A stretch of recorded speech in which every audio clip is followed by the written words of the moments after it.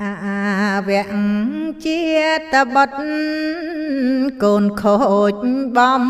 ផុតមិនស្ដាប់ពុកម៉ែប្រព្រឹត្តទុច្ចរិត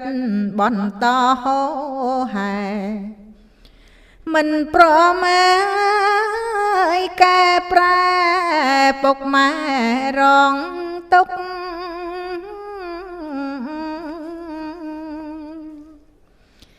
មិនដឹងគុណម៉ែអន់ជាងសត្វឆ្កែនៅក្នុងបន់ទុកកូនអង្គកាត់ទិញូត្រូវតែចាំទុកធ្វើបាបម៉ែអើយម៉ែពុកគុករត់មកក្បែរ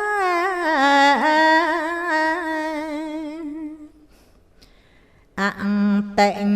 ជាតិតបុត្រកូនល្អបំផុតរបស់ពុកម៉ែចេះស្ដាប់បងគប់រៀនសូត្រពូកែពេលឈឺអើយមើលថាពុកម៉ែបានល្អ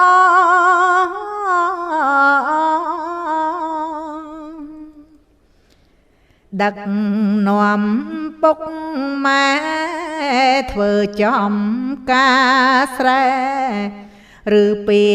និច្ចកជួយឲ្យពុកម៉ែសំសិលស្ដាប់ធម៌ទេវតាសាទរកូនល្អដឹងគុណ